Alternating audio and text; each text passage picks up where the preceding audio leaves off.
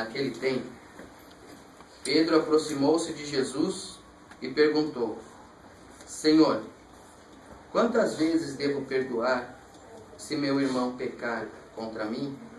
Até 7 vezes? Jesus respondeu: Não te digo até 7 vezes, mas até 70 vezes 7. Porque o reino dos céus é como um rei que resolveu acertar as contas com seus empregados. Quando começou o acerto, trouxeram-lhe um que lhe devia uma enorme fortuna.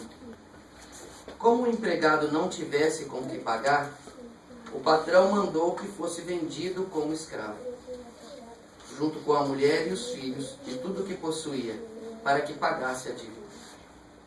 O empregado, porém, caiu aos pés do patrão e, prostrado, suplicava: Dá-me um prazo, e eu te pagarei tudo. Diante disso, o patrão teve compaixão, soltou o empregado e perdoou-lhe a dívida. Ao sair dali, aquele empregado encontrou um dos seus companheiros, que lhe devia apenas 100 moedas. Ele o agarrou e começou a sufocá-lo, dizendo: Paga o que me deves. O companheiro, caindo a seus pés, suplicava: Dá-me um prazo, e eu te pagarei. Mas o empregado não quis saber disso.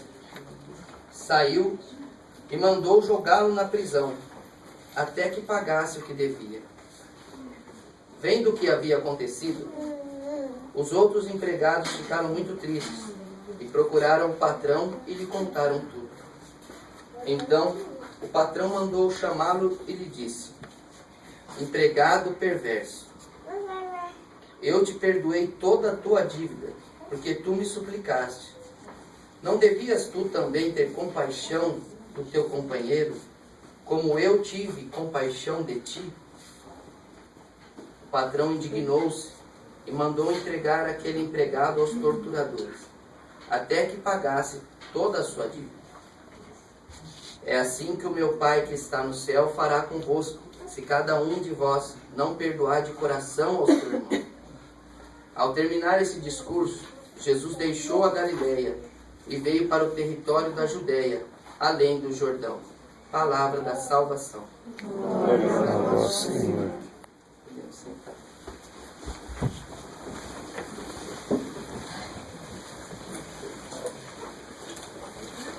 São Miguel Arcanjo, protegei-nos de combate. Defende nosso refúgio contra as maldades e as ciladas do demônio. Ordem de Deus, instantemente vos pedimos. E vós, príncipe da milícia celeste, pela virtude divina, precipitai no inferno a Satanás e a todos os espíritos malignos que andam pelo mundo para perderem a alma. Assim seja. Amém. Pregamos para Nossa Senhora cada palavra dessa direção e o coração de todos que vão ouvir.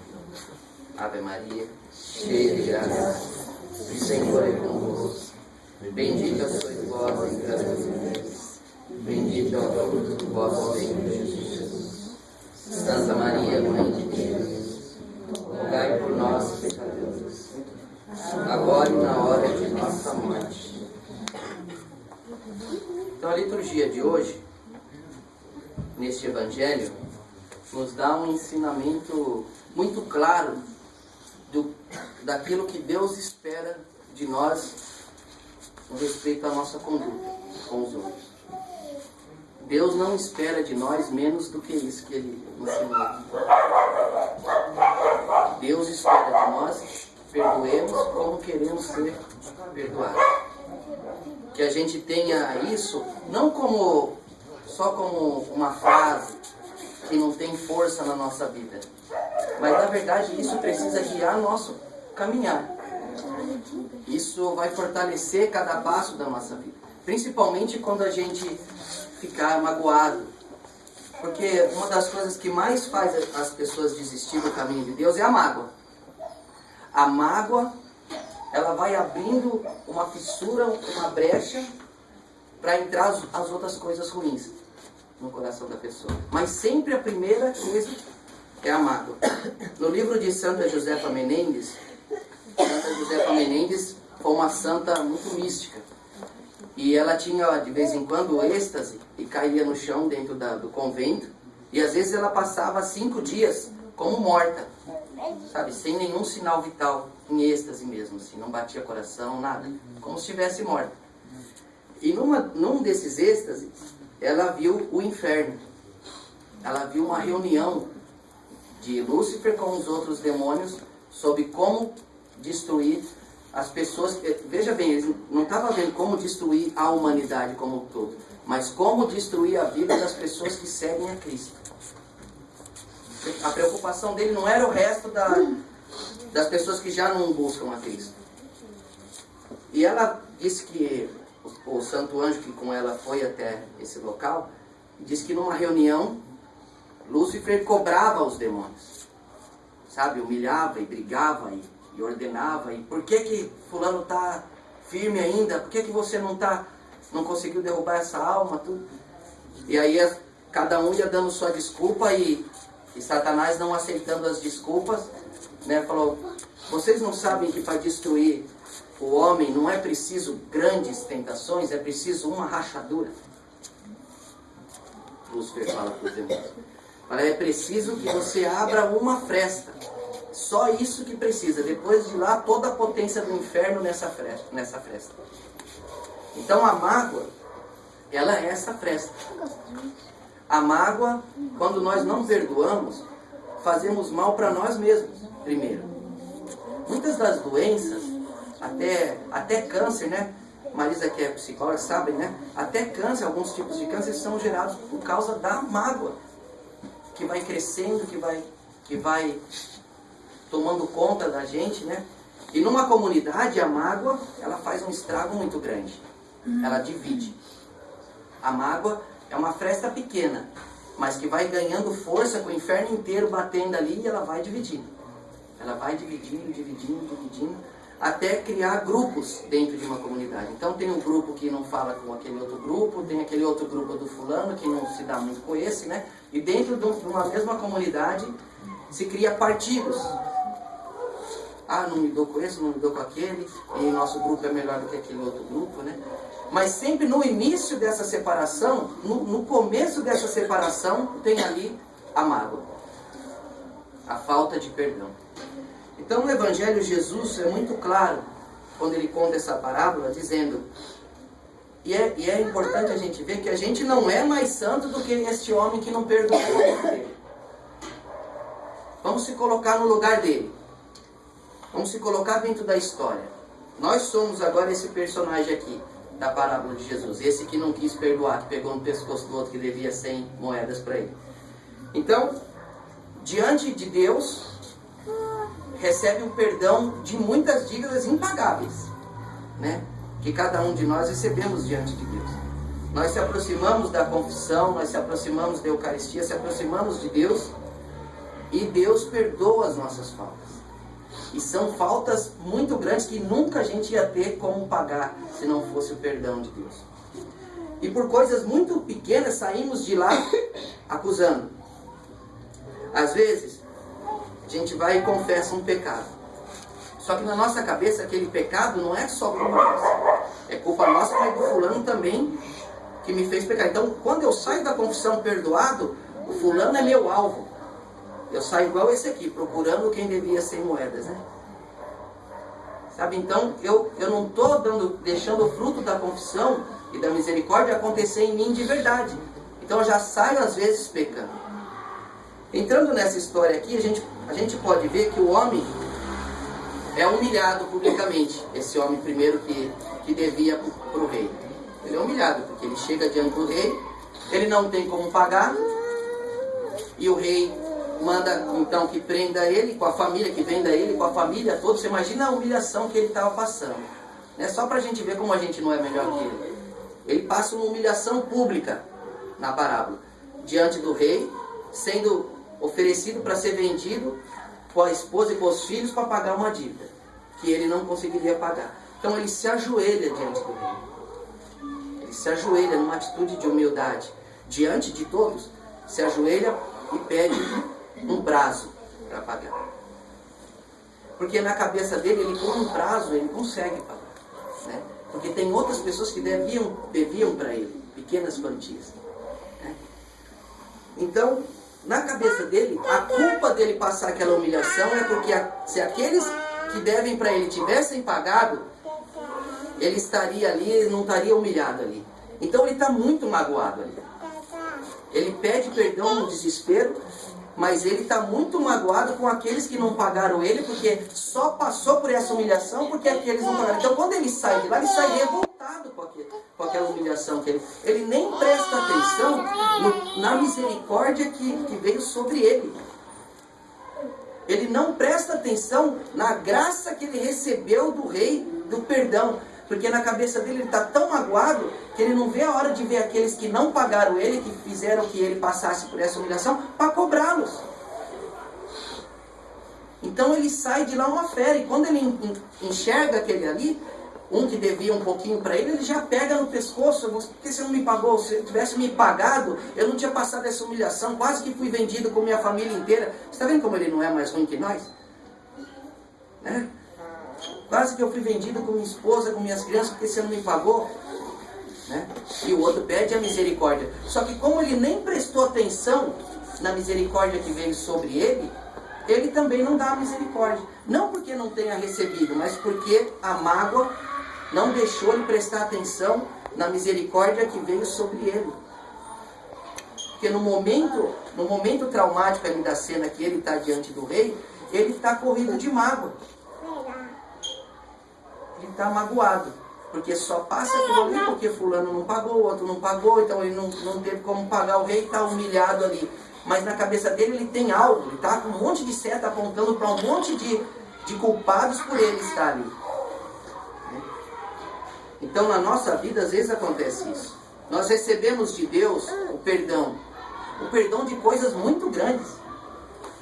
Mas às vezes quando nós pedimos perdão a Deus, nós estamos também apontando seta para coisas que nos fizeram pecar, que eu não teria pecado se não tivesse acontecido isso. Por exemplo, alguém que convive comigo numa casa fraterna, a casa dos irmãos, das irmãs, me magoou, fiquei bravo, briguei com ele, vou me confessar porque eu briguei com ele. Mas eu vou confessar, mas a culpa é dele. Entende? Então eu nem presto atenção na misericórdia que vem sobre mim. Só pequei por causa desse miserável que eu acho, né? Como a vida seria mais fácil sem esse aqui, né? E na nossa vida, em tudo é assim. No serviço, às vezes a gente pega um cliente muito chato, o cara que faz você sair do ser, você vai se confessar, né? Que nem aquele dia, né? Tá o irmão lá na frente, lá, que deixou nós bravo lá, né? Você vê, depois a gente vai se confessar, mas com a seta apontando mais, mas também o rapaz abusou, né? Mas na verdade não é. Na verdade, diante de Deus, a nossa postura é de pedir perdão pelos nossos pecados e sair de lá derramando essa misericórdia que nós recebemos. Então sair de lá olhando, jogando misericórdia também. Já não, porque perdoar não significa não sentir mais nada daquela dor. Perdoar significa, quando eu lembrar aquilo, não desejar mais o mal para aquela pessoa. Sabe? Às vezes vai doer um tempo. Às vezes a pessoa fala, não consigo perdoar, porque sempre que eu lembro dói. Mas isso vai doer muito tempo. Perdão é exercício. É decisão. Eu decido perdoar. Eu rezo por aquela pessoa. Jesus não falou, rezem por aqueles que nos maltratam. Né? Então é uma maneira de amar. É um amor gratuito. Então eu rezo por aquele que me magoou. Mas ainda às vezes dói. Mas eu não quero o mal dele. Né? Às vezes quando o Márcio passou por uma situação de assalto, a primeira reação que a gente tem é, nossa, tomara que vai atravessar a rua, o carro atropela. Né? Mas o perdão é o quê? O perdão é depois de confessar, rezar, não desejar mais quando lembrar desse acontecimento, que às vezes vai doer muito tempo. Quando lembrar do acontecimento, rezar por quem feriu. Isso é perdoar. Rezar por quem te feriu. E não desejar que a pessoa se estrepe na vida, sabe? Que pague para ver, né? Que venha a mão de Deus sobre ela, né? Então, esse evangelho quer dizer exatamente isso. Prestar atenção na misericórdia que está sobre nós. E aí depois derramar essa misericórdia para os que nos cercam também. Só para a gente terminar, quero falar sobre a primeira leitura.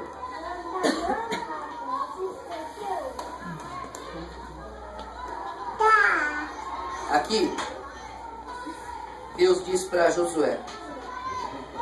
Josué, ele, depois de Moisés, ele que assumiu a frente do povo de Deus. Moisés foi um profeta que teve muitos prodígios, muito milagre, muita coisa aconteceu na vida de Moisés. Então é um homem de peso no povo, assim, né? Moisés abriu o Mar Vermelho, ele chamou as 10 pragas do Egito, e fez um monte de coisa.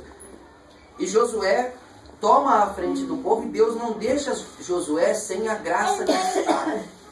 O que é graça de Estado? A igreja chama de graça de Estado quando alguém é nomeado para um cargo de governo, de serviço. Então, aquela pessoa pode ser a mais despreparada que for, mas naquele momento que Deus a elegeu, Deus dá para ela uma graça que a igreja chama de graça de Estado. É uma graça que dá à pessoa o discernimento para governar. Sabe? Dá para ela as qualidades que ela precisa para governar o povo de Deus. Quando a pessoa não faz isso bem, não é porque faltou a graça, é porque faltou abertura à graça. Judas foi um apóstolo, seria hoje um bispo, né? O erro não estava em Jesus em escolher Judas. Jesus não fez uma escolha errada quando escolheu Judas. O erro foi de Judas, que não abriu o coração ao que Jesus ensinou. E não ser um apóstolo como os outros foram, né? Só por culpa dele mesmo, não por culpa de quem o elegeu. Então, quando Deus dá aqui para Josué a graça de Estado, de estar à frente do povo de Deus, ele também manda a Josué que fala para o pessoal que vai levar a arca na frente, os sacerdotes que levaram a arca da aliança, pisar pelo Rio Jordão, que ele ia abrir um mar. Você imagina a fé de Josué de falar isso, né? Vai lá que a hora que o pé de vocês bater na água, vai. Aí os caras estão a 3 metros do Rio Jordão e o rio tá lá, forte. 2 metros, o rio tá forte. Tá 1 metro, tá um passo, tá um pé da água, a água tá batendo na canela, né? E ele dá o passo além. Se eles não dessem esse passo, o rio não ia abrir. Aqui na primeira leitura a gente vê que a hora que o pé dos sacerdotes tocaram no Rio Jordão, o rio abriu para eles passarem.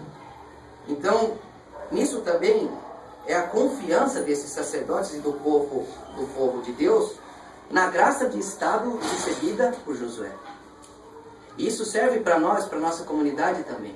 De acreditar quando Deus pede alguma coisa, por mais que pareça estranha, ou até nesse caso de Josué, mas não tem cabimento. Por que nós não damos uma volta no rio? Vamos passar pelo rio.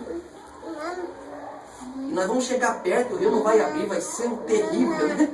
E vamos pisar, o rio não vai abrir, né? Mas a fé de confiar que aquele que estava à frente, que Deus colocou à frente, Deus prometeu para ele essa graça de conduzir, e o que ele estava falando ali era o que Deus queria para aquele povo. E eles acreditaram, e ao pisar, ao sentir a água, o rio se abre, não antes. Isso é importante a gente saber. O rio não abriu antes deles pisarem. Então, o ato de obediência abre a porta do céu para a graça. Sabe? Arriscar a obediência. Sabe? Por mais que pareça impossível o que se pede. Então, quando a gente é obediente e a gente toca, obedece aquilo, a gente dá esse passo concreto, é como se abrisse a comporta do céu para que a graça viesse sobre nós. Então, na nossa comunidade, na igreja, o Papa, que é aquele que governa a igreja inteira, aquele pastor que conduz a gente. Acreditar na palavra do Papa é acreditar em Deus. E se o Papa falar, vamos por aqui, nós vamos por aqui. Né? O Papa dá um rumo para a igreja, esse rumo do Espírito Santo, né? Em direção aos pobres, à simplicidade, à igreja a voltar às suas origens, né? Voltar aquilo que ela sempre foi. Né? Então, alguns, mesmo na alta hierarquia assim, duvidam, não querem não acreditam que esse mar que esse rio vai se abrir. Não querem botar o pé ali. Não querem arriscar, porque está muito confortável do jeito que está. Não tem para que arriscar.